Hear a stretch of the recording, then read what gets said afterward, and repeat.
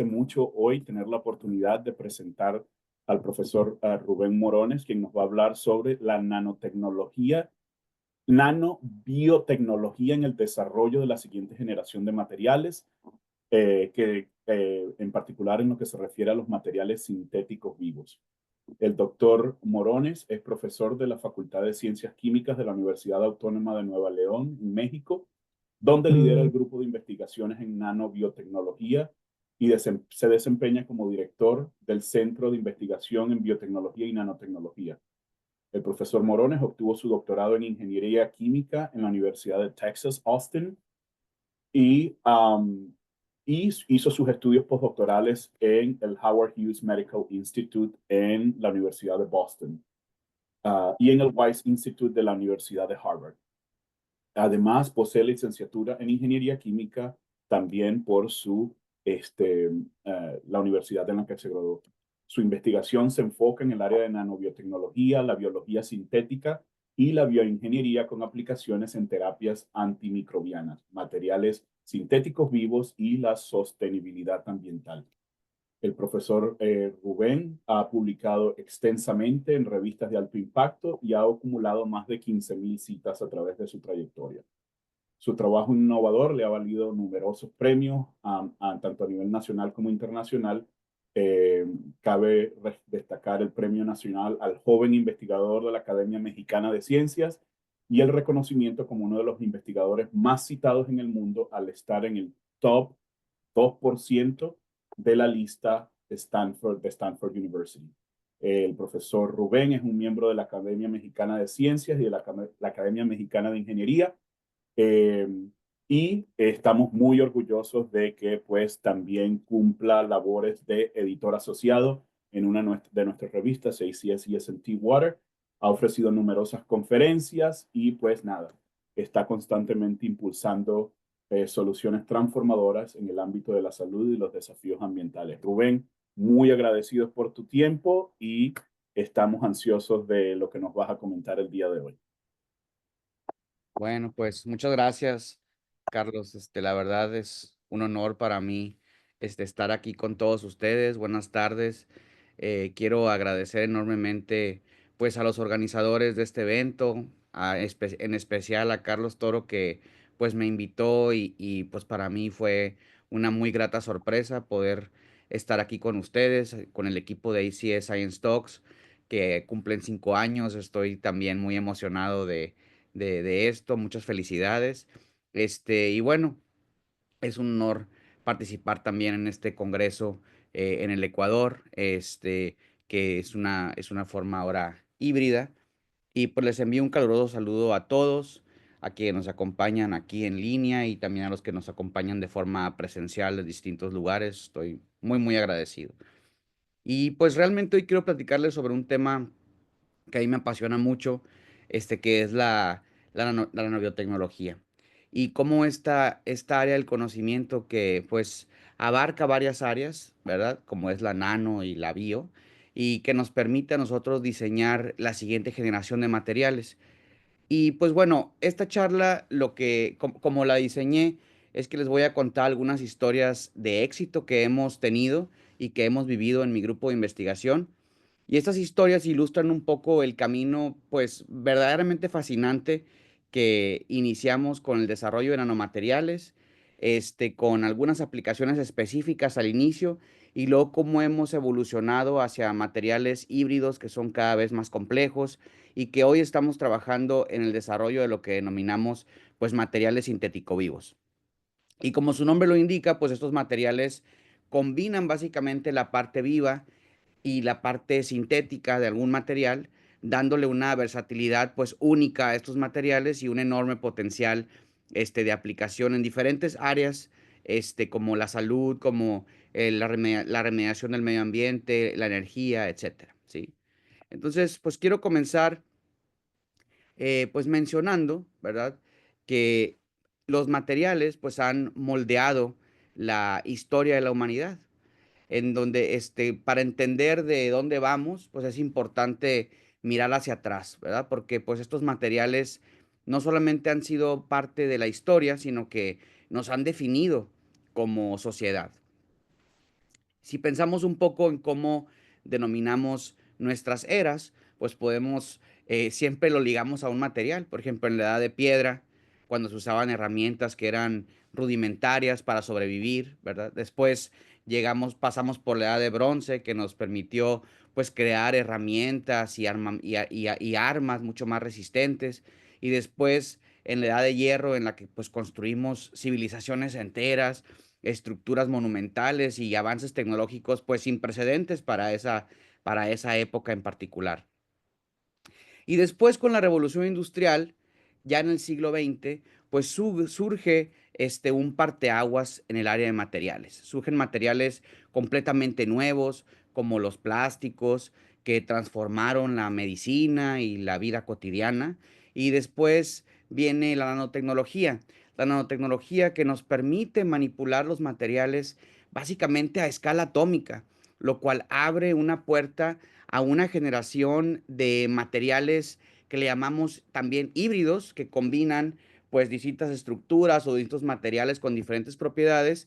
Y después surgen lo que le llamamos materiales inteligentes o responsivos, que son capaces pues de cambiar su forma y su comportamiento en respuesta a estímulos del ambiente, y entonces nos permiten interactuar de forma distinta con esto. Déjenme ver aquí, si ven mi cursor o le pongo aquí esto, así va. Este, y entonces surge la nueva era de los materiales que le llamamos sintético vivos, ¿sí? Hoy estamos entrando a una nueva etapa en el área de materiales. En los materiales sintético vivos son una frontera pues fascinante, porque combinamos lo mejor de la biología, como su complejidad, como su capacidad de adaptación, con la química de materiales, que es nuestra capacidad para diseñar materiales, andamios y estructuras donde estos sistemas biológicos o estos componentes biológicos pueden vivir. Y pues el resultado son materiales que no solamente tienen vida, sino que aparte pueden evolucionar procesando información para adaptarse y responder de forma programada al entorno. Y entonces nuestro trayecto en mi grupo de investigación, que yo le llamo el NanoBioRes o el Morones Lab, pues básicamente es demostrar cómo hemos llegado hasta aquí, y quiero compartirles en esta charla algunos ejemplos que hemos tenido en mi grupo. Y lo más importante de esto es entender pues las dos áreas del conocimiento que yo les menciono, ¿verdad? Que básicamente convergen: la nanotecnología y la biotecnología. Hay un área en particular muy particular de de la biotecnología, que es la biología sintética. Ambos nos sirven como pilares para diseñar y sintetizar justamente nuestros materiales. Y entonces quiero compartirles algunos de estos trabajos, pero primeramente quiero definir pues qué es la nanotecnología. Y vamos a empezar con una definición muy simple, ¿verdad? Que básicamente la nanotecnología es el área del conocimiento que nos permite manipular la materia a una escala justamente como lo dice su nombre, nanométrica, que es básicamente entre 10 y 100 nanómetros. Y para que se den una idea, pues esto es 1000 veces más pequeño que el grosor de un cabello humano. Entonces, a esta escala es donde nosotros podemos, por eso al inicio les mencionaba que básicamente es un área del conocimiento que nos permite poner átomo con átomo cuando estamos diseñando un material en una síntesis química o en una síntesis en particular que nosotros propongamos. Y lo verdaderamente fascinante de la nanotecnología es que la materia, cuando se encuentra en esta escala, cambia completamente las propiedades que nosotros observamos usualmente en la escala bulk, que le llamamos, o en la escala macroscópica. Cuando llega a esta escala, pues se dan diferentes escenarios cuánticos y fisicoquímicos, en donde podemos tener diferentes propiedades, por ejemplo, de área superficial, obviamente, al estar haciendo la materia mucho más pequeña, o tener propiedades muy diferentes de cómo se interactúa con la luz, propiedades eléctricas, propiedades magnéticas. Pero en particular, algo que me gusta mucho a mí es las propiedades antimicrobianas, porque al final de cuentas, como les digo, mi grupo de investigación constantemente en diferentes aplicaciones trata de involucrar la parte sintética y con sistemas biológicos o la parte viva. Y entonces podemos también definir la siguiente área del conocimiento, que es las dos que se que se combinan, que es la biología sintética, ¿sí? Esta área del conocimiento, esta rama de la biotecnología, nos permite diseñar sistemas biológicos básicamente a la carta. Así como en la ingeniería eléctrica, nosotros podemos diseñar circuitos que procesan información de forma jerárquica, en donde vamos de sistemas muy simples a sistemas mucho más complejos de procesamiento de la información. Pues así justamente podemos nosotros diseñar sistemas biológicos basados en las técnicas que desarrollan la biología sintética, en donde podemos detectar, procesar y responder a señales en sistemas cada vez más jerárquicos y cada vez más complejos, lo cual llevamos pensamiento de la ingeniería básicamente al mundo vivo, cómo diseñamos nuevos sistemas biológicos utilizando la ingeniería y el procesamiento de la información. Y de hecho hay pues muchos trabajos muy interesantes en esta área del conocimiento. Uno que me gusta mucho a mí es este ejemplo de biología sintética aplicada, en donde se genera un sistema, como pueden ver aquí, en donde este microorganismo pues lo evoluciona en un laboratorio para desarrollar tolerancia o una capacidad de bioremediación y ante ciertos combustibles. Entonces tú puedes tener en un sistema que está contaminado de agua o de tierra, puedes tener estos sistemas que evolucionan y van adaptándose a los contaminantes que se tienen en el área. Entonces, estas son las capacidades que tenemos en la biología sintética. Y entonces, ¿dónde se encuentran esas dos grandes áreas del conocimiento? Pues es muy emocionante que estas dos justamente convergen en la escala. Si nosotros queremos entender la biología, pues necesitamos herramientas que nos permitan interactuar con sus diferentes componentes. Si tenemos sistemas de esta escala, desarrollamos pues, herramientas adecuadas en la escala. Si cambiamos de escala, pues tenemos que cambiar nuestras herramientas también de escala y entonces, muchas veces tenemos que diseñar, podemos ahora con la nanotecnología diseñar justamente herramientas a escala. Y entonces, si podemos ver aquí nosotros, la magia sucede en que la escala nanométrica justamente coincide con el tamaño de muchas estructuras biológicas que son fundamentales, desde proteínas, organelos, hasta bacterias enteras. Es decir, la nanobiotecnología justamente nos da la llave a este mundo biológico, a sus componentes fundamentales, ¿sí? Y de hecho, entonces esto nos permite a nosotros construir justamente esta coincidencia nos permite interactuar, diseñar y construir materiales vivos que pues lo vamos a llamar sintético vivos más adelante. Les voy a dar un par de ejemplos. Y justo eso trata esta plática, ¿verdad? De demostrarles cómo hemos podido desde el laboratorio construir estos materiales que combinan lo vivo con lo sintético y con aplicaciones pues que consideramos muy diversas. Y entonces, en los próximos minutos les voy a compartir algunas de las historias, como les mencionaba, de éxito que hemos vivido en el laboratorio. Historias que básicamente pues se entrelazan y algunas están en orden cronológico y que que nos han permitido avanzar desde materiales relativamente simples, nanoestructurados, hasta los materiales que involucran una parte sintética y una parte viva. Y pues vamos a comenzar con mis inicios, en donde yo justamente empecé a trabajar con nanomateriales porque la problemática que queríamos abordar era justamente la de resistencia a antibióticos. Hay una problemática crucial para el sector salud, que es el desarrollo de resistencia a antibióticos. Nosotros, por ejemplo, por allá de los 20 o 30, cuando se genera el primer antibiótico que pues empieza Alexander Fleming y luego que culmina con la doctora Henrietta que hace el primer bioreactor para producir la penicilina a gran escala. Entonces empezamos a producir estos antibióticos, pero que lastimosamente, pues al final de cuentas, el antibiótico lo obtuvimos de un sistema biológico el cual obviamente el sistema biológico pues ha interactuado con otras bacterias a su alrededor todo el tiempo, de forma natural. Y obviamente pues los sistemas biológicos pues han desarrollado formas para evadir justamente a un atacante que es un antibiótico que genera otro microorganismo.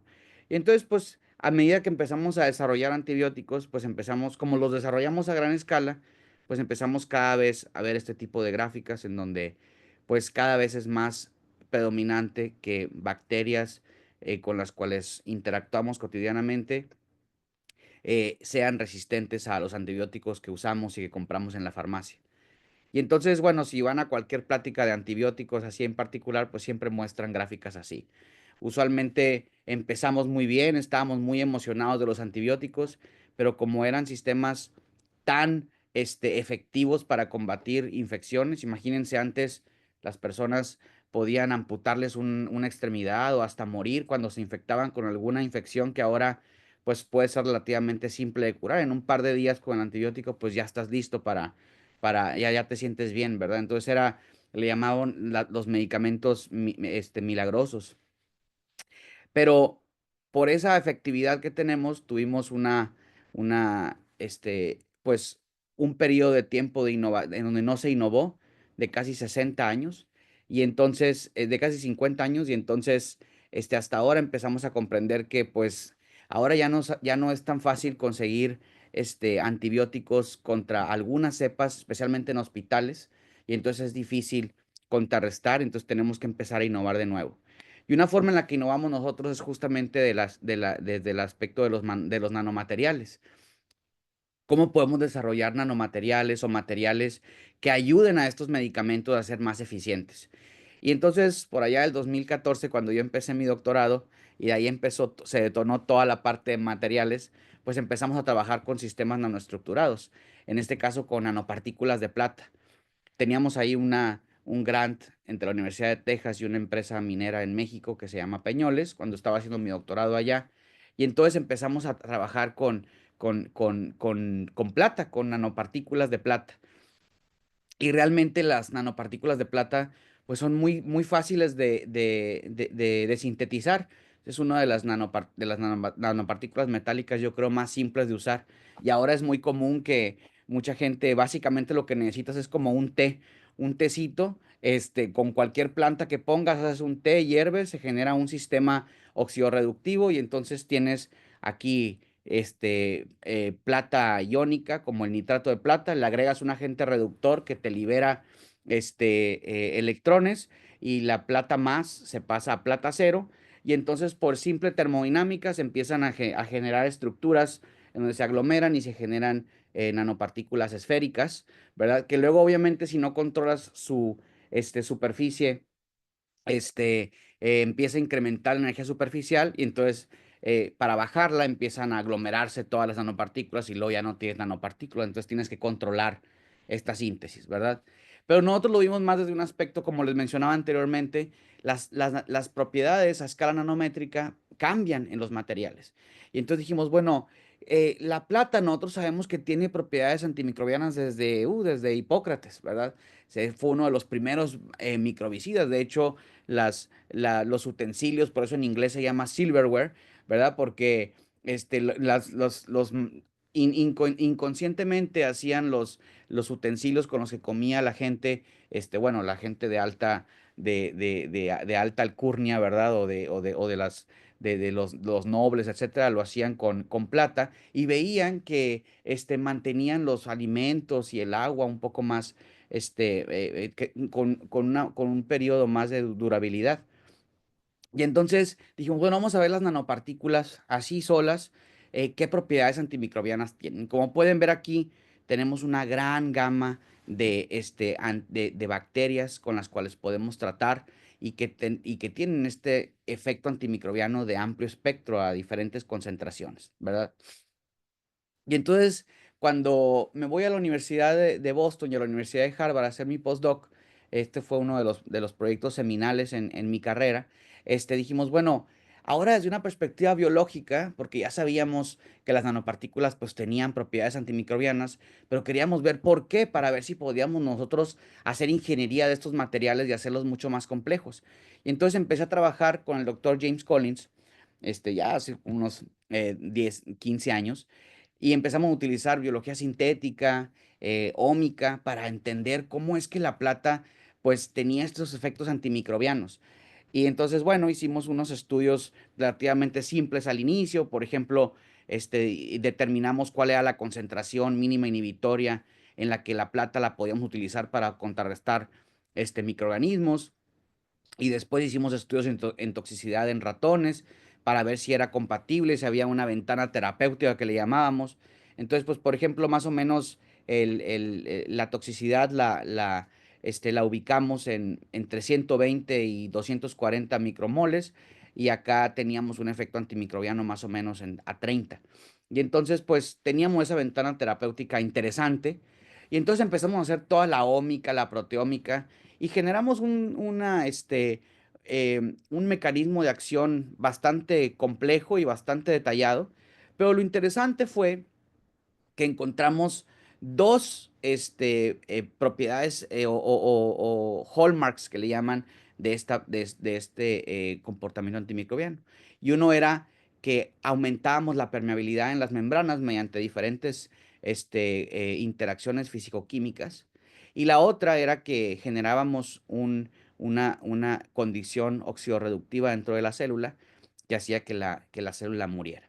Entonces dijimos, bueno, podemos ingenierizar a la plata para no solamente utilizar plata para matar microorganismos, sino qué tal si hacemos un material pues un poquito más complejo. Y entonces empezamos a hacer lo que le llamábamos cócteles terapéuticos. Entonces empezamos a incorporar plata con antibióticos que existen actualmente en el mercado. Por ejemplo, uno de ellos es la vancomicina. Y la vancomicina tiene una característica que es un antibiótico que solo funciona contra un tipo de microorganismos, que son los microorganismos gram positivos.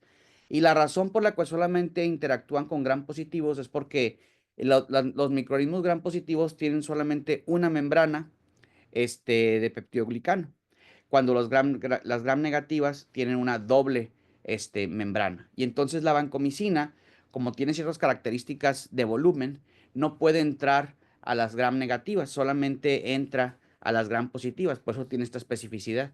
Entonces dijimos, bueno, si podemos aumentar la permeabilidad, y es una característica volumétrica, por la cual no entra la vancomicina, entonces a lo mejor podemos aumentar la permeabilidad y justamente hacer la vancomicina de amplio espectro, ¿verdad? Utilizando pues materiales sintéticos, como en este caso la plata, o que no provienen de un sistema biológico como la vancomicina. Y entonces, justamente hicimos eso. Infectamos un ratón con una infección causada por bacterias gram negativas, y entonces empezamos a ver, por ejemplo, aquí el cóctel de vancomicina con plata nos permite salvar al 90% de los ratones, que con la infección que tratamos con vancomicina o con el control, pues el 90% de nuestros ratones mueren porque es una infección sistémica la cual causamos. Y con la plata, pues sí tenemos ahí más o menos salvamos al 50% de los ratones. Y creemos que esta razón es que pues la plata al final de cuentas sí tiene un efecto antimicrobiano por sí solo, por sí sola. Y como estábamos utilizando ratones sanos, pues ahí entran ya la parte de un sistema inmunológico, etcétera. Pero algo mucho más interesante que encontramos, aparte de esto, fue el hecho de que podíamos a lo que le llamamos resensibilizar sistemas, haciendo estos materiales, resensibilizarlos a bacterias resistentes que anteriormente tenían resistencia. Podíamos nosotros justamente bajar esa resistencia, aplicando estas características de que la plata nos permitía pues aumentar la permeabilidad, básicamente, desde una perspectiva de ingeniería. Más antibiótico puede entrar si no tienes esta coraza en la membrana. Y entonces, por ejemplo, esta cepa de aquí que tenemos, que es que no tiene una resistencia pues normal de la bacteria silvestre. Después tenemos el mutante resistente, que es resistente a más de 3 veces pues la dosis a la que le da, a la que sí es sensible la cepa salvaje que le llaman. Y después, cuando le añadimos pequeñas concentraciones de plata y hacemos estos combos de materiales, pues tenemos nosotros que volvemos a resensibilizar a las cepas. Y entonces todo esto nos dio pauta a desarrollar nuevas combinaciones de nanopartículas metálicas con diferentes antibióticos. Por ejemplo, tenemos este estudio hecho por mi alumna Montelongo Peralta, que hizo su maestría conmigo y que a ella le encantaba el área de tuberculosis. Entonces empezamos a desarrollar cepas, agarrábamos de la clínica cepas de tuberculosis resistentes a los antibióticos de última generación, y cuando los combinábamos con distintos metales, no solamente plata, sino distintos también metales, podíamos nosotros tener estas combinaciones que nos permitían tratar tuberculosis resistentes en los hospitales. Y después ya más a detalle con mi alumno Javier Garza, empezamos a decir, bueno, vamos a ver la tabla periódica y ver si distintos materiales de transición y justamente muchos de estos metales, pues si vemos muchos alimentos que dicen que tienen micronutrientes como la caja de cereales, o los diferentes alimentos que dicen que están fortificados con micronutrientes, pues muchos de esos micronutrientes justamente son, metales, ¿verdad? Y entonces estos metales, al tener, propiedades, pues relativamente similares en cuestión química, a la plata, podemos utilizarlos también como agentes antimicrobianos. Y entonces empezamos a desarrollar, por ejemplo, cócteles de plata con diferentes metales, en donde empezamos a ver, inhibiciones interesantes a diferentes concentraciones, inclusive sinergia. Y a su vez, pues veíamos que muchas de estas combinaciones no eran tóxicas y que sí tenían una propiedad, una ventana terapéutica interesante. E inclusive lo tenían en vivo, por ejemplo, en ese trabajo que publicamos en el 2020 empezamos a tener no solamente combinaciones de metales, sino combinaciones de metales con antibióticos. Y entonces lo que nos permitía a nosotros desarrollar pues ya terapias muy particulares de una perspectiva de materiales, para contrarrestar microorganismos resistentes que encontrábamos en los hospitales. Y podemos ver aquí muchas de las combinaciones pues que podíamos diseñar para contrarrestar estas infecciones, e inclusive se traslada por ejemplo, esta infección in vivo que hicimos en piel, en donde podemos tener estos combos de metales, como en este caso el zinc con canamicina, que fueran mucho más eficientes en el desarrollo, en la curación de la infección. Y entonces, pues mi grupo de investigación evoluciona en el diseño de materiales y, por ejemplo, empezamos a trabajar en sistemas de bioremediación y en el área ambiental. Y entonces, por ejemplo, recuerdo por allá del 2015, empezamos a trabajar en un río aquí en México, que me da pena mostrarlo, pero bueno, esto es antes de la planta tratadora, ¿verdad? Ese es un río que se llama el río Pesquería, que está aquí en Monterrey, aquí de donde estamos nosotros, está cerca de bueno, en las afueras, muy afuera de la ciudad, pero luego ya que pasa por la planta tratadora, pues está así, pero de todos modos tenemos estas condiciones previas. Y entonces un grupo de investigadores y de alumnos míos dijimos, bueno, vamos a ver qué podemos, cómo podemos aportar a la bioremediación o al tratamiento de las aguas residuales. Vamos a ver si hay microorganismos en estas áreas, pues que resistan esas condiciones y cómo nos pueden ayudar a bioremediarla. Y entonces justamente aislamos un tesoro que yo considero para mi laboratorio, porque hemos trabajado muchísimo con esta cepa que encontramos, que es una levadura que se llama, que bueno, ya la caracterizamos, es una Rhodotorula mucilaginosa. Y esta justamente Rhodotorula, como pueden ver aquí, es roja. Este, la aislamos y al inicio empezamos a trabajar con microorganismos porque queríamos eliminar colorantes y metales.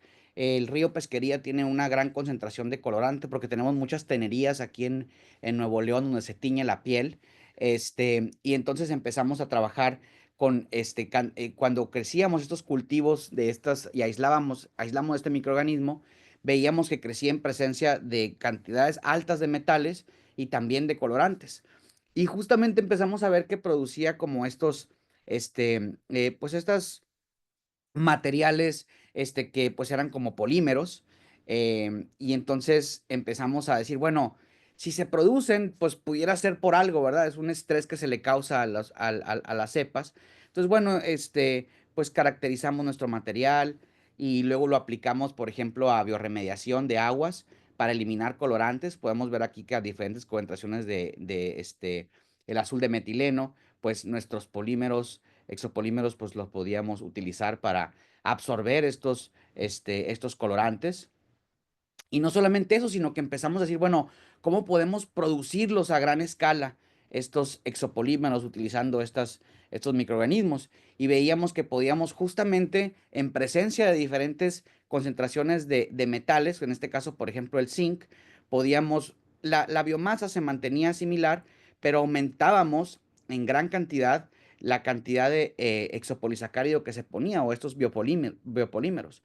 Y después los caracterizamos, y veíamos que tenía algunos diferentes grupos funcionales y diferentes carbohidratos que nos podían servir justamente al estar produciéndose, cuando se producían grandes cantidades de metales, pues dijimos, quizás puedan servir como un sistema de absorción, o le sirve al microorganismo como un sistema de absorción para absorber metales. Y justamente empezamos a ver que estos grupos funcionales tenían una afinidad interesante con diferentes metales, y dijimos, pues sería genial utilizar estos exopolímeros para hacer justamente síntesis de nanomateriales dentro de estos polímeros. Y empezamos obviamente a trabajar con plata. Entonces, pues metíamos solamente el polímero en concentraciones de plata, y luego metíamos un agente reductor y podíamos controlar el tamaño de las nanopartículas, porque justamente pues no se les permitía que las nanopartículas se aglomeraran, porque están dentro de esta, pues como si fuera una matriz pues, sacáridos, ¿verdad? Y entonces no permiten que las nanopartículas se aglomeren. Y luego empezamos a ver propiedades muy interesantes, por ejemplo, que tenían propiedades antimicrobianas, contra diferentes cepas, estos materiales ahora sí ya híbridos, porque tenían una propiedad sintética, digo, una propiedad polimérica, y una propiedad, y un material metálico. Y luego aún más interesante, porque junto con mi alumna Ana Padilla, dijimos, bueno, podemos nosotros darle una inteligencia adicional a estos materiales, para que estos materiales no solamente tuvieran las propiedades antimicrobianas, sino que a lo mejor los pudiéramos dirigir. Y se le ocurrió una gran idea de hacer materiales que incluyeran hierro, que tiene propiedades magnéticas, con estos exopolímeros, y aparte plata. Entonces la plata le daba la propiedad antimicrobiana, el hierro la propiedad magnética. Entonces podíamos generar materiales que podíamos dirigir estas diferentes propiedades. Y de hecho, junto con una empresa que trabajamos acá en Nuevo León, empezamos a producir estos catéteres en donde recubríamos con estos materiales, estos polímeros, lo hacíamos membranas que recubríamos catéteres, y tenían tanto hierro como plata, y con el isopolisacárido o el polímero. Y empezamos a recubrir catéteres que para eventualmente prevenir infecciones. Por ejemplo, aquí tenemos el catéter estéril, luego el catéter que pues está contaminado con microorganismos, como se contamina aquí cuando entra a la piel del ratón. Pero cuando tenemos el recubrimiento, aun y cuando contaminamos el catéter, seguimos teniendo condiciones similares a las de los catéteres no infectados. Y después, bueno, llegan a mi laboratorio muchos, bueno, una camada de 3 alumnos, que estudiaron licenciados en biotecnología genómica, y empezamos a decir, bueno, vamos a hacer materiales más inteligentes, materiales vivos, ¿verdad? Y justamente empezamos a decir, bueno, ¿cómo le podemos hacer para que los microorganismos los podamos, evolucionar, y que nos permitan a nosotros generar nuevos materiales? Y entonces 3 de mis alumnos dijeron, vamos a hacer estos ecosistemas microbiológicos en donde peleen unos con otros, básicamente. Y entonces, pues eso se da de forma muy natural, ¿verdad? De hecho, yo en mi postdoctorado hice algunos cocultivos entre microorganismos, pero se da, por ejemplo, como conservadores, el queso brie está lleno de penicillium, o el salami, y esa cantidad grande de penicillium pues hace que nada pueda crecer ahí, porque los microorganismos tienen estos propiedades antibacterianos, ¿verdad? Y así se dan en diferentes sistemas naturales. Justamente Alexander Fleming por eso descubrió la penicilina, porque tenemos aquí esa capacidad del penicillium de inhibir y produciendo un antibiótico que es la penicilina. Y entonces, bueno, en mi postdoctorado hicimos ahí unos estudios muy interesantes que luego ya publicamos mucho después, pero crecíamos Candida albicans con E. coli y veíamos esos efectos justamente de eliminación de la Candida albicans, que es una levadura, pues que es clínicamente muy relevante, especialmente en infecciones, bueno, infecciones que son difíciles de controlar. Y entonces, de hecho, justamente fue portada de una de las revistas. Y entonces, la revista donde lo publicamos. Y entonces con mi alumno Augusto, que era LBG, empezamos a decir, bueno, esta robotobula que encontramos, cuando crece con diferentes microorganismos, también será un estrés este polímero para que tenga propiedades antimicrobianas y de controlar sus sistemas alrededor. Y justamente vimos eso, cuando la poníamos en condiciones de E. coli, claro que le dábamos suficiente azúcar, nos producía más exopolisacárido. Y entonces, justamente cuando hicimos las propiedades antimicrobianas del exopolisacárido solo, de este exopolímero que produce, veíamos que, aunque no tiene nada de toxicidad, que eso era muy, muy, muy, muy interesante, porque en células mamíferas no presentaba toxicidad, en diferentes cepas, por ejemplo, en Staphylococcus aureus, estos polímeros podían controlar los ambientes tanto de biopelículas como de concentración de microorganismos alrededor. Y entonces dijimos, bueno, vamos a hacer más ingeniería con estos exopolisacáridos. ¿Cómo podemos hacer esta ingeniería de estos sistemas biológicos? Y entonces les voy a platicar dos historias así muy rápidas. Cuando yo estaba haciendo mi doctorado, yo trabajaba con polímeros que reaccionaban a la temperatura. Y justamente las nanopartículas metálicas en general absorben luz y convierten la luz en energía térmica en los alrededores. Entonces yo, por ejemplo, trabajaba con Polinaipa y entonces hacía estos polímeros que eran hidrofílicos e hidrofóbicos, les poníamos las nanopartículas y podíamos colapsarlos porque cambiaban su conformación y podíamos colapsarlos con luz porque las nanopartículas pues convertían las luces en energía térmica. Entonces, justamente podíamos hacer este tipo de nanopartículas que les poníamos el polímero alrededor y podíamos, pues, colapsarlo con luz, ¿verdad? Y pues nos inspiramos en sistemas biológicos justamente que, pues, como la luz la utilizan para responder a diferentes, por ejemplo, las plantas, la luz la pueden utilizar para cambiar la turgencia y redirigirse al sol o buscar nutrientes, ¿verdad? Y entonces hicimos justamente polímeros con membranas, este, que nosotros podíamos con luz colapsar, membranas porosas que colapsábamos y podíamos controlar este flujo de líquidos en las membranas. Pero bueno, esta historia nos lleva a otra historia más reciente, en donde hicimos todo un modelo matemático de cómo las nanopartículas convertían la luz. Vimos exactamente cuáles eran los cambios de temperatura que podíamos lograr. Por ejemplo, podemos lograr más o menos hasta 10 grados de temperatura y en este caso utilizando luz LED, las nanopartículas nos permiten convertir esa luz a energía térmica y aumentar más o menos entre 8 y 10 grados la temperatura del sistema de forma localizada y entonces lo acoplamos con mis alumnos que saben muchísimo de biología sintética y de biología molecular. Hicimos estos termorreguladores, que son sistemas que podemos incorporar en microorganismos para controlar su expresión genética. En este caso hicimos una prueba de concepto en donde pues solamente controlábamos en esos termorreguladores, aquí está la instrucción de producir una proteína roja. Entonces, cuando calentamos, esto se rompen esos enlaces y ahora la instrucción aquí está disponible. Es una estructura biológica pues, que tiene morfología. Y entonces lo podemos hacer con nanopartículas para controlar la expresión de la proteína roja o no. Y justamente podemos ver aquí que cuando esta es nuestra producción de proteína roja normal, pero cuando tenemos cuando no tenemos luz o cuando tenemos luz pero no nanopartículas, solamente cuando se produce nanopartícula y luz podemos tener este aumento en la temperatura y controlar esta expresión génica de producir la proteína roja. Y justamente lo hicimos en otros sistemas que les mencionaba, lo publicamos en ACS Inter Biology, que justamente fue la portada de la revista, en donde podemos nosotros controlar la expresión ya después de producción de polímeros, de lípidos para el sector energético.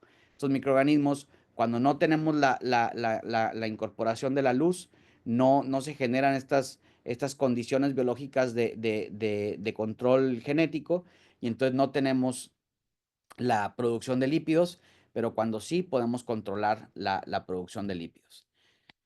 Y finalmente, muy brevemente, quiero terminar con la parte de la creación de los materiales sintético vivos, en donde ya incorporamos toda la parte de materiales sintéticos que les comento y de todo el entendimiento que tenemos de diferentes sistemas biológicos.